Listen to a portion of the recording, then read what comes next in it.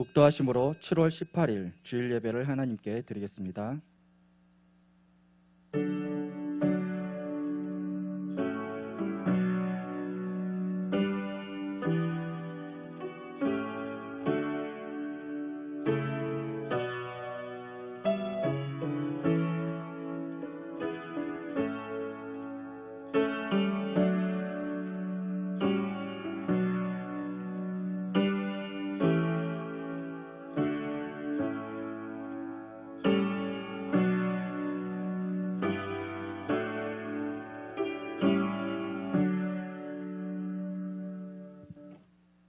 너희는 여호와 우리 하나님을 높여 그의 발등상 앞에서 경배할지어다.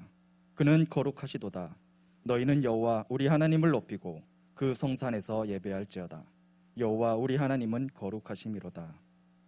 거룩하신 하나님, 주님을 찬양하며 예배하는 거룩한 백성으로 삼아주시고 예배의 자리로 인도하여 주시니 감사드립니다. 거룩한 주일 각자의 처소에서 온 마음과 정성을 다하여 기쁨으로 드리는 우리의 예배를 받아주시길 원하며 찬양과 기도와 말씀 중에 기쁨을 주시고 응답하여 주시며 깨닫게 하여 주시고 우리의 나아갈 길을 인도하여 주옵소서. 은혜를 사모하는 모든 성도의 심령마다 진리의 말씀과 구원의 확신과 하늘의 평안으로 가득하게 채워주실 줄 믿사오며 예수 그리스도의 이름으로 기도드립니다. 아멘. 찬송가 8장 찬송 드리겠습니다.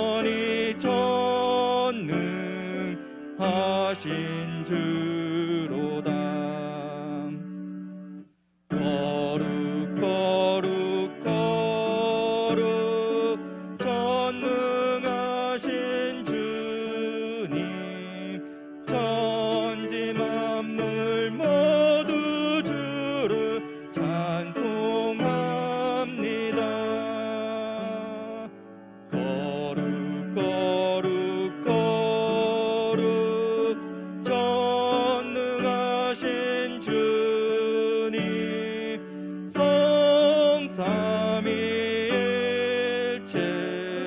우리 주로다.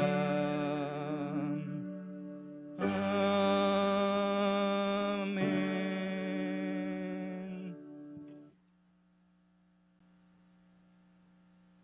성시교독 교독문 14번 시편 24편입니다. 땅과 거기에 충만한 것과 세계와 그 가운데에 사는 자들은 다 여호와의 것이로다. 여호와께서 그 터를 바다 위에 세우시며 강들 위에 건설하셨도다. 여호와의 산에 오를 자가 누구며 그의 거룩한 곳에 설 자 누구인가? 곧 손이 깨끗하며 마음이 청결하며 뜻을 허탄한 데에 두지 아니하며 거짓 맹세하지 아니하는 자로다. 그는 여호와께 복을 받고 구원의 하나님께 의를 얻으니라. 이는 여호와를 찾는 족속이요 야곱의 하나님의 얼굴을 구하는 자로다. 문들아 너희의 머리를 들지어다. 영원한 문들아 들릴지어다. 영광의 왕이 들어가시리로다. 영광의 왕이 누구시냐? 강하고 능한 여호와시요 전쟁에 능한 여호와시로다. 문들아 너희의 머리를 들지어다. 영원한 문들아 들릴지어다. 영광의 왕이 들어가시리로다. 영광의 왕이 누구시냐? 만군의 여호와께서 곧 영광의 왕이시로다. 아멘. 사도신경으로 신앙 고백 드리겠습니다.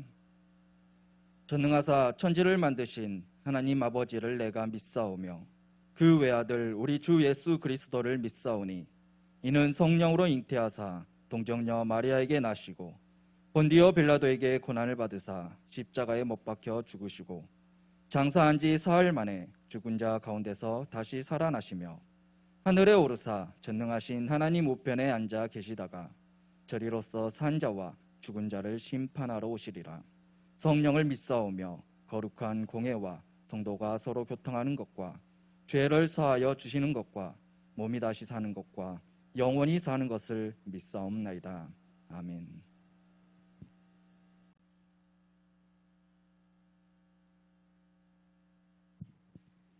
찬송가 208장 찬송 드리겠습니다.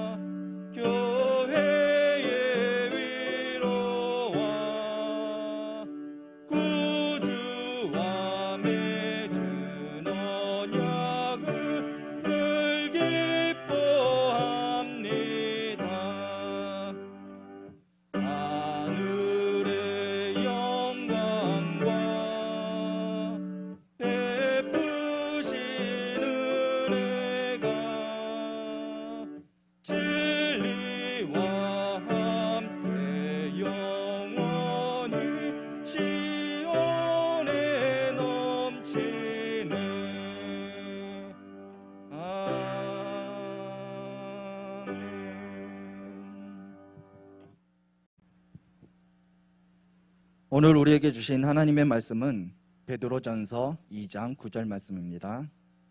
신약 성경 379면에 있습니다.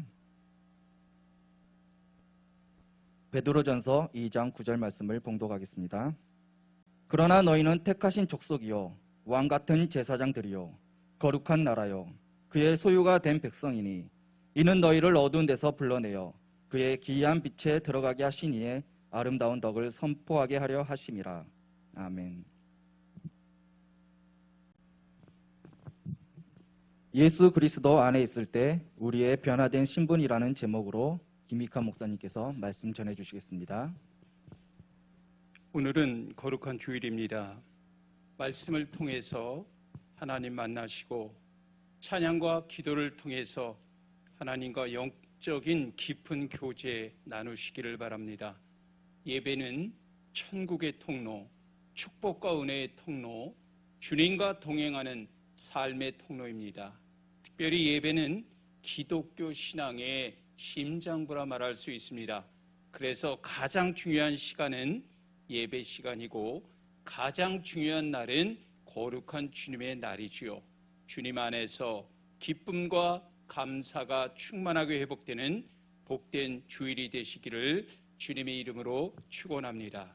이러한 삶을 우리가 살아갈 수만 있다면 마지막에는 하늘 영광 천국이며 이 세상에서는 가장 거룩하고 축복된 인생을 살 수 있도록 인도해 주실 것입니다.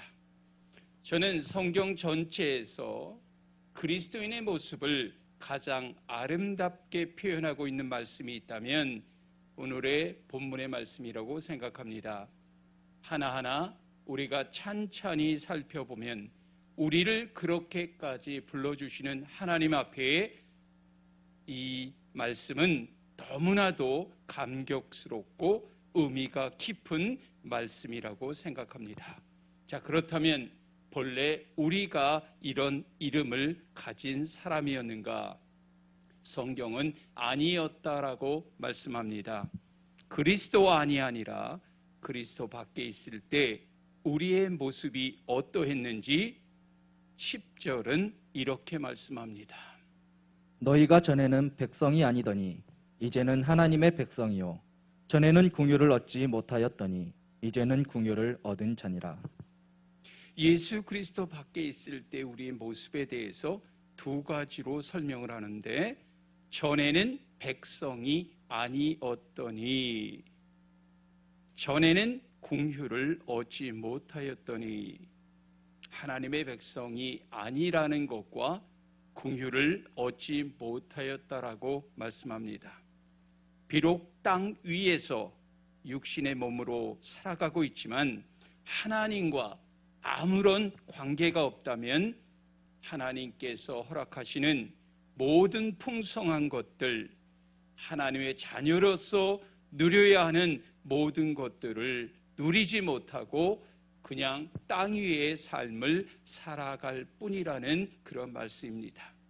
이 땅을 떠난다 하더라도 천국의 주님을 분명히 만날 그 날이 기약되어 있는데 우리가 막연하게 살다가 세상 것, 땅 위의 것 이것저것 구하다가 불안한 마음으로 세상을 떠날 수밖에 없는 사람들이라면 그리스도 밖에 있는 사람들이죠. 하나님 나라 밖에 있게 될 때는 하나님이 마련해 주신 천국의 식탁을 놓치게 된다는 사실을 기억하시기를 바랍니다.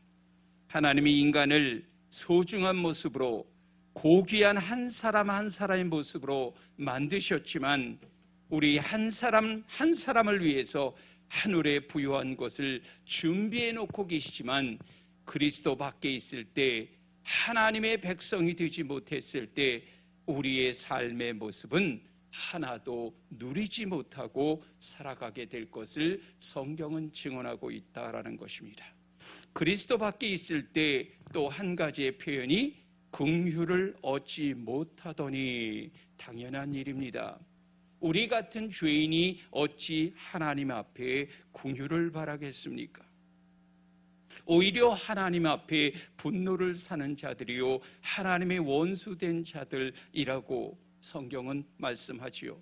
그러나 그리스도 안에 있을 때 하나님의 백성으로 긍휼을 얻게 된다라고 말합니다. 이것은 예수 그리스도 안에 있을 때 일어나는 그러한 위대한 변화를 우리에게 말씀하고 있는 것입니다. 그렇다면 예수 그리스도 안에 있을 때 우리의 진정한 변화된 모습은 어떤 모습일까? 베드로 사도는 베드로전서 2장 9절에서 이렇게 말씀합니다. 그러나 너희는 택하신 족속이요 왕 같은 제사장들이요 거룩한 나라요 그의 소유가 된 백성이니 이는 너희를 어두운 데서 불러내어 그의 기이한 빛에 들어가게 하시니에 아름다운 덕을 선포하게 하려 하심이라. 예수 그리스도 안에 있을 때 하나님 보시기에도 한 사람 한 사람이 하나님의 택하신 백성이라는 것입니다. 왕 같은 제사장이고 거룩한 나라고 하나님의 소유가 된 특별한 사람들이라고 말씀합니다. 저는 그래서 오늘 베드로 사도를 통해서 우리에게 주시는 4가지 그리스도 안에서 우리의 신분이 어떠한지를 말씀을 통해서 살펴보고자 합니다. 첫째가 택하신 족속이라는 것입니다. 예수 그리스도 안에서 변화된 그리스도인의 모습을 가장 확실하게 보여주는 한마디라고 저는 생각합니다. 특히 한국인에게는 택함 받은 백성이라는 단어가 굉장히 은혜스럽게 다가오기도 하지요. 자, 에베소서에서는 우리를 어떻게 택하셨는지를 말씀해 주고 있는데 에베소서 1장 4절에 보면 곧 창세전에 그리스도 안에서 우리를 택하사라고 말씀합니다. 창세전에 그리스도 안에서 우리를 택하셨다라고 말씀하지요. 하나님의 아들, 딸 되는 것은 우리가 택할 수 있는 것이 아니라 전적인 하나님의 은혜로 우리가 택함을 받았다라는 것을 성경은 증언합니다. 이것이 무엇을 의미하는가? 이어지는 에베소서 1장 5절에서 이같이 말씀합니다. 그 기쁘신 뜻대로 우리를 예정하사 예수 그리스도로 말미암아 자기의 아들들이 되게 하셨으니. 자, 하나님이 기쁘신 뜻대로 우리를 어떻게 하셨다고요? 예정하셨다. 그리고 예수 그리스도로 말미암아 자기의 아들이 되게 하셨다라고 말씀합니다.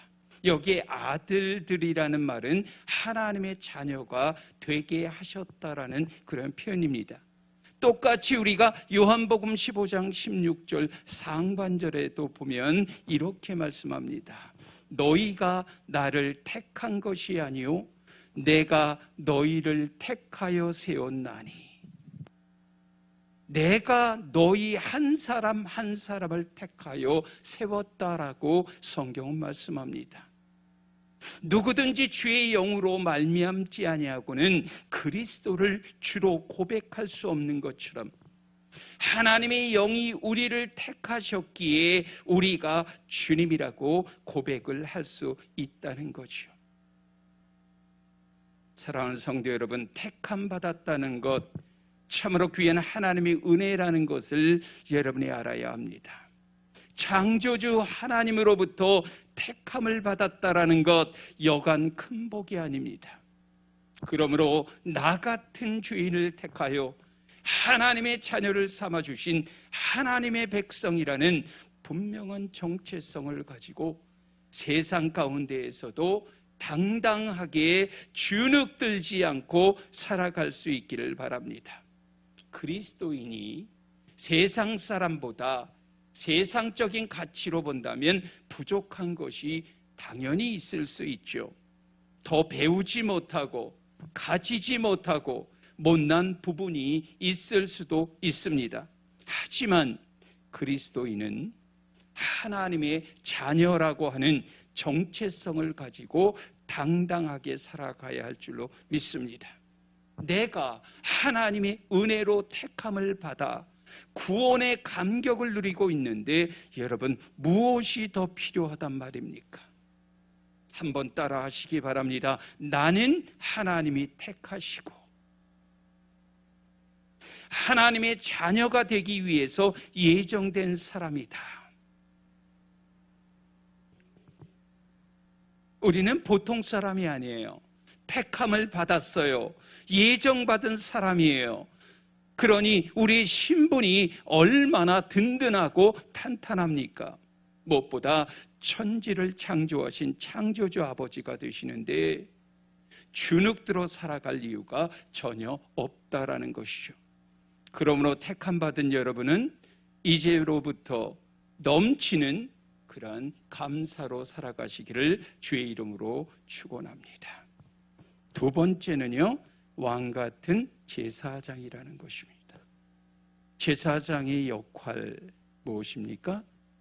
하나님과 백성들 사이에서 중간 매개자의 역할을 하는 사람. 이것을 하나의 다리를 놓는 역할을 하는 사람이다라고도 표현을 하더라고요. 구약의 제사장들이 하는 일이 구체적으로 뭐였죠? 제사, 오늘날의 예배 드리는 일입니다. 왜요? 거룩하신 하나님 앞에 아무나 나갈 수 없기에 하나님께서는 제사장을 세우시고 제사장만이 드리는 제사를 받으시고 제사장과 교통하고 소통했던 것 성경은 우리에게 증언합니다. 그리고 대제사장은요, 1년에 한 번입니다. 지성소에 들어가서 백성의 죄를 대신한 제사를 하나님께 드렸던 사람이 바로 대제사장이라는 거죠. 자, 우리 예수 그리스도께서 오셔서 하신 일이 뭘까요?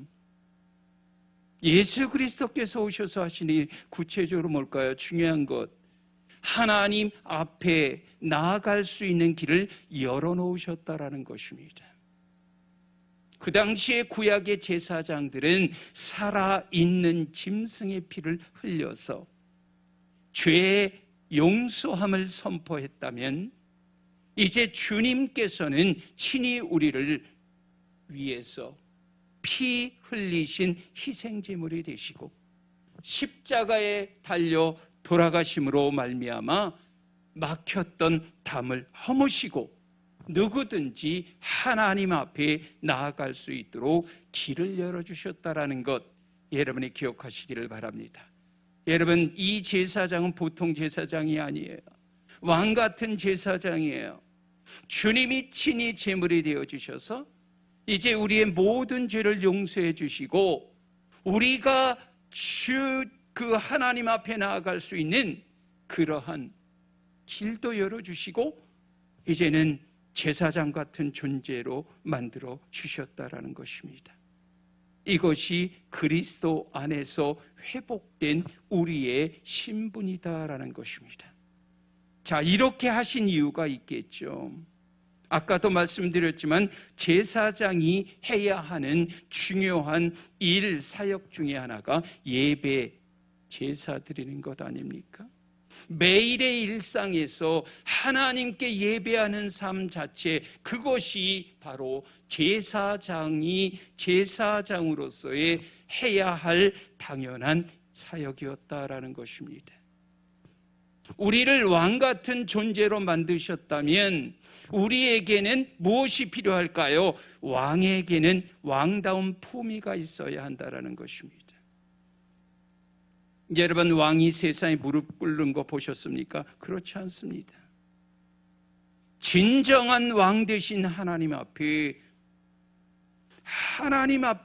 무릎을 꿇는 사람이기에 하나님을 경배하고 하나님께 예배하며 왕 같은 품위를 가지고 세상에서는 겸손하나 당당하게 자유함을 얻을 수 있는 그런 사람, 바로 이들이 그리스도인들이고 그런 소중한 존재로 만드셨다라는 거예요. 이런 하나님의 백성들, 사람들, 그런 모습으로 살아가기를 주님의 이름으로 축원합니다. 자, 오늘 세 번째로 거룩한 나라로 삼으셨다라고 말씀합니다. 이 거룩한이라는 단어는요, 카도시, 하나님에게 하나님과 관계된 것에만 사용할 수 있는 단어입니다. 아무데나 사용할 수 있는 게 아니에요. 이 거룩이라는 건 어떻게 우리 같은 죄인이 감히 거룩한이라는 이름을 받을 수가 있단 말입니까? 하나님의 은혜가 아니고는 하나님의 은혜로 택함받고 구원받아 정말 예수 믿고 저와 여러분이 거룩한 하나님의 나라가 된 줄로 믿습니다. 그리스도께서 우리를 위하여 피 흘려 주심으로 또한 거룩한 나라라고 말씀하고 계신 줄로 믿습니다. 여러분, 우리 가운데 이런 분이 계시지 않을까요? 아직까지 나는 거룩한 백성이 된 것이 아니고 점차적으로 점진적으로 거룩한 백성이 되어 간다라고 말이죠. 아니면 주님의 나라에 가면 거룩한 그러한 나라 백성이 되겠다라고 말씀하는 분이 분명히 있을 거예요. 맞을까요? 맞지 않을까요? 성경은 아니라고 말합니다. 찬송가 260장 3절 가사에 보면 나 지금 죄에서 사함받아 거룩한 백성이 뭐요? 되었으니입니다. 거룩한 백성이 이미 되었다란 말이에요. 하나님께서 이미 우리를 거룩한 백성이 되게 하셨다라고 말씀하고 있는 거예요. 그 다음에 나오는 게 뭡니까? 찬송하세 찬송하세, 주님 나를 구하셨네. 찬송하세 찬송하세, 주가 구원하셨네. 비록 부족한 인간이라도 구원하셨다, 거룩하게 하셨다라고 하셨기 때문에 여러분, 우리 입술 속에는 찬송이 나올 수밖에 없는 것 아니겠습니까? 또한 거룩하신 하나님께서 저와 여러분에게 거룩한 삶을 당연히 요구하고 계신다라는 것입니다. 그 말씀이 어디에 있을까요? 베드로전서 1장 15절에 우리에게 주신 말씀이 있습니다.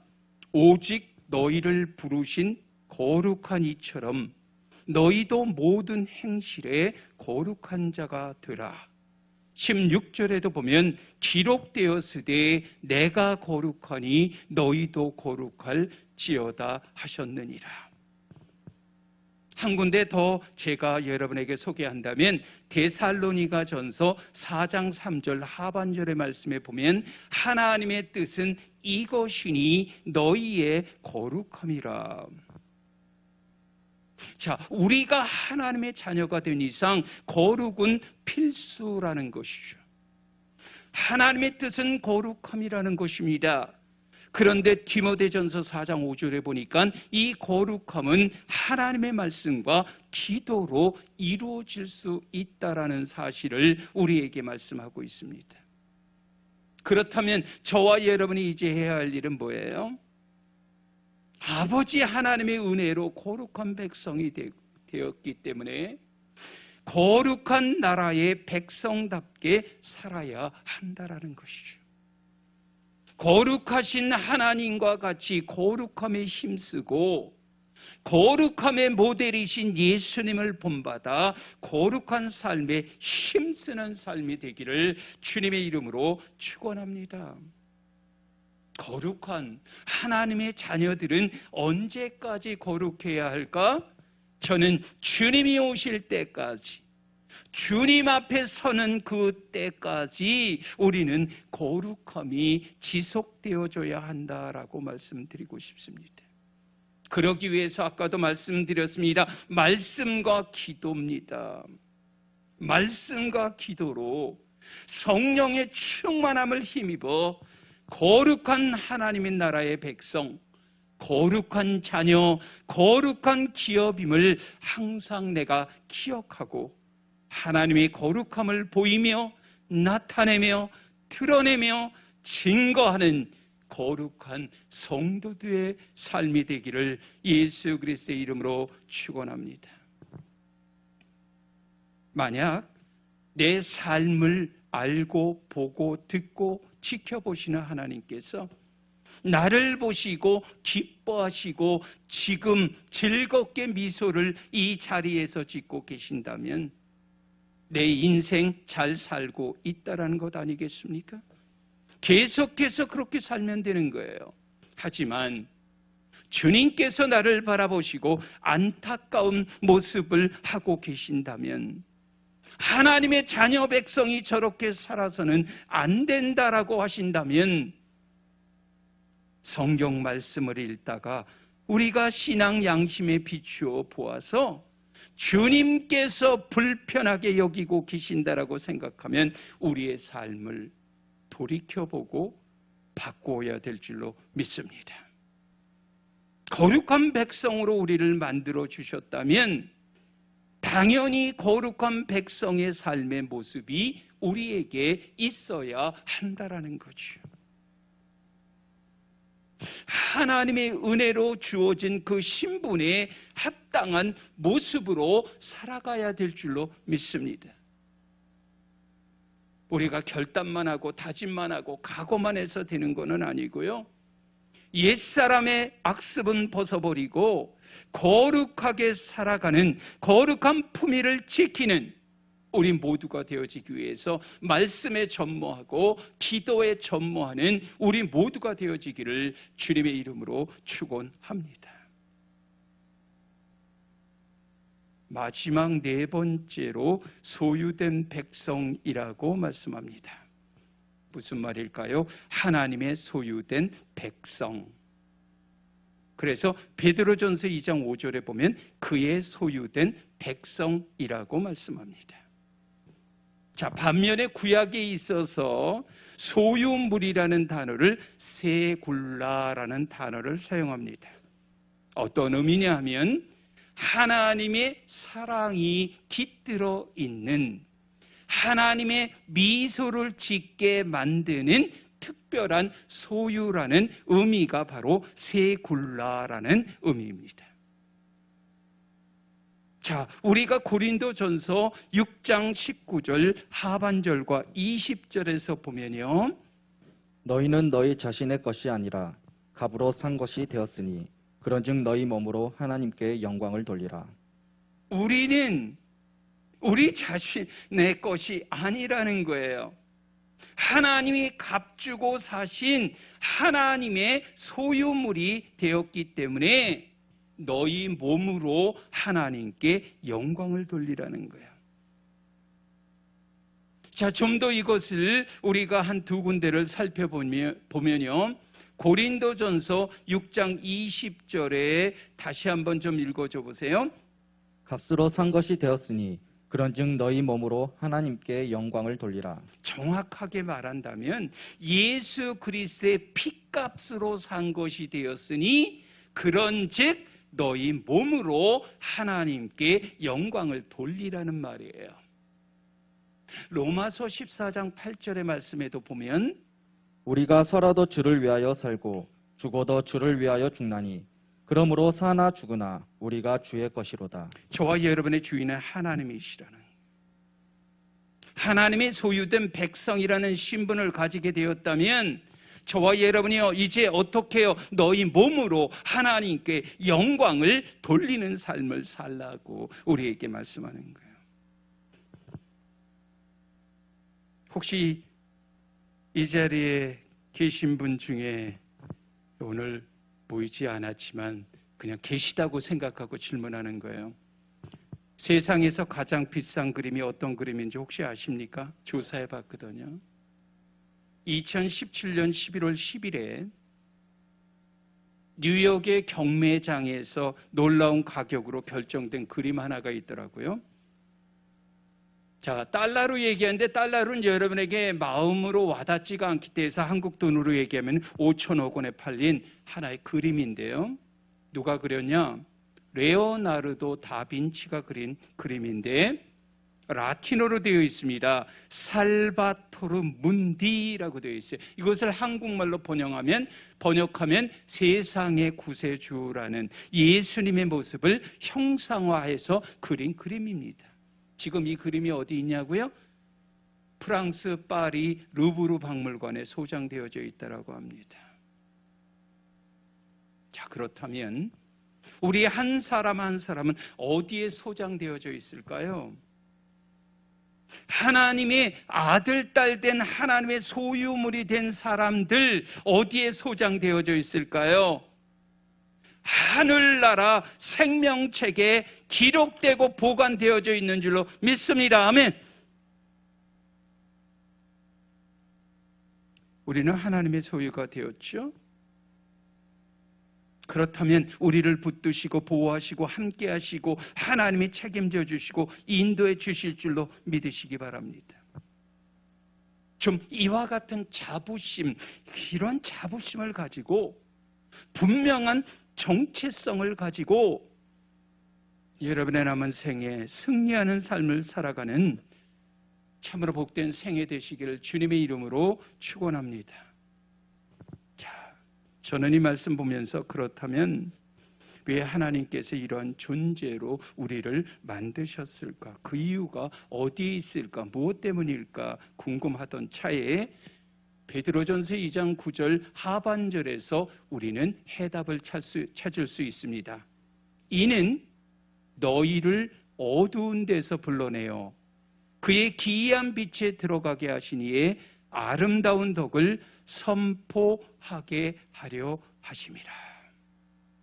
자, 그렇게 하신 이유가 있다고 말씀합니다. 그 이유가 뭐라고요? 하나님의 아름다운 덕을 선포하게 하려 하심이라. 하나님의 아름다운 덕을 선포하기 위함이래요. 선전하기 위함이라는 거예요. 드러내고 그것을 알리기 위함이라는 거예요. 그래서 어떻게 하셨다? 택하신 족속으로, 왕같은 제사장으로, 거룩한 나라와 그의 소유된 백성으로 삼아주셨다라고 성경을 통해서, 베드로 사도를 통해서 우리에게 말씀합니다. 여러분, 여기에서 아름다운 덕이란 무엇일까? 우리 주 예수 그리스도께서 우리를 위해서 이 땅에 오셨다라는 것, 우리를 지극히 사랑하신 그 예수 그리스도, 그분이 어떠한 상황 속에서도 우리 한 사람 한 사람을 인도하시고 지금도 이끌고 계시는 하나님의 은혜, 바로 이 아름다운 덕을 선포하기 위해서 저와 여러분을 엄청난 값 대가를 치르시고 우리를 살리셨다, 살려내셨다라고 말씀합니다. 우리가 아버지 하나님께서 말씀하시는 목적대로 우리 인생을 살아가면 우리에게도 우리 인생이 보람되고 의미가 있고 행복한 삶 보장받게 될 줄로 믿습니다. 오늘 우리는 베드로 사도를 통해서 우리가 누구인지, 하나님께서 우리를 얼마나 아름답게 표현하고 있는지 오늘 말씀을 통해서 우리는 함께 나누는 시간을 가졌습니다. 하나님의 택함 받은 백성, 왕같은 제사장, 거룩한 나라, 소중한 하나님의 소유가 된 사람. 자, 하나님께서 우리를 이렇게 아름다운 존재로 만들어 주셨어요. 우리가 이 은혜를 받았다면 이제 우리는 그러한 삶을 주님 앞에 살아야 할 때가 되었다라는 거예요. 왕에게는 왕자다운 품위가 있어야 됩니다. 제사장은 제사장다운 예배하는 인생이 되어져야 합니다.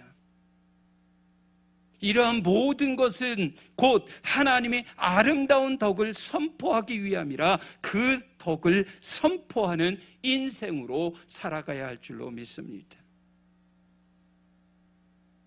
우리가 그런 아름다운 인생을 살게 될 때 우리 주님이 부르시는 그날 감격스러운 모습으로 하나님 아들 딸답게 왕같은 모습으로 주님 앞에 서게 되는 하나님의 사람이 될 줄로 믿습니다.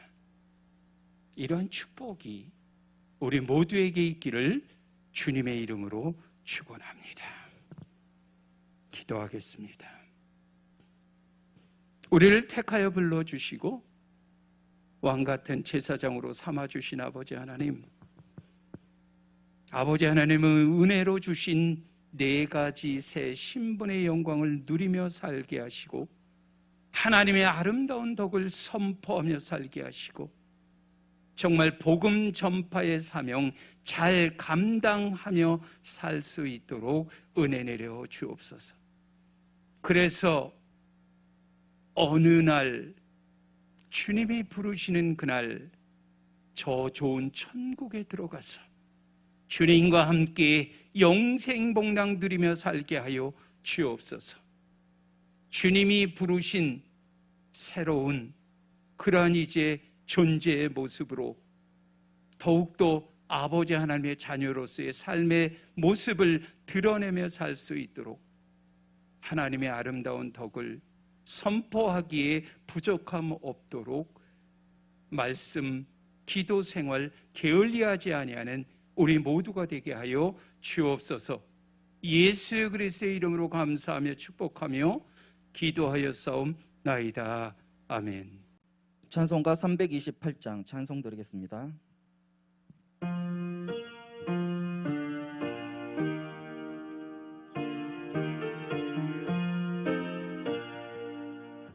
너 주의 사람아 헛된 일 버리고 마음과 뜻과 힘 다해 왕의 왕 섬기라. 너 주의 사람아 그날을 기다려 죄악의 밤을 이기고 새 아침 맞으라.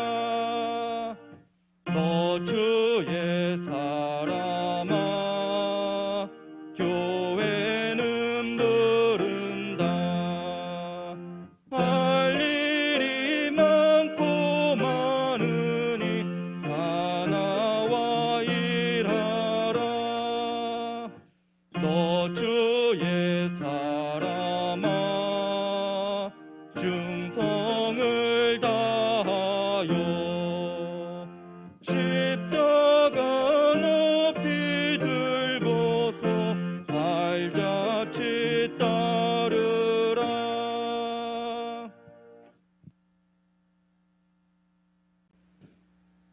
네, 교회 소식 전해드리겠습니다.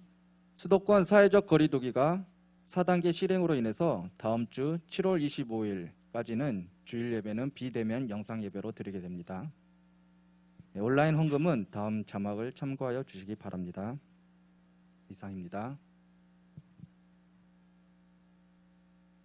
이제는 우리 주 예수 그리스도의 은혜와 아버지 하나님의 만극하신 사랑하심과 성령님의 감화교통 위로 충만 역사하심이 남은 생애 동안 은혜로 주신 4가지 새 신분의 영광을 누리며 살게 하시고 하나님의 아름다운 덕을 선포하며 살기로 결단하고 각오하고 다짐하는 권속들 머리머리 위에와 그들의 가정과 일터와 자녀 위에 그리고 영상 설교 제작에 참여한 모든 공개하는 손길 위에 이제로부터 영원토록 함께할지어다.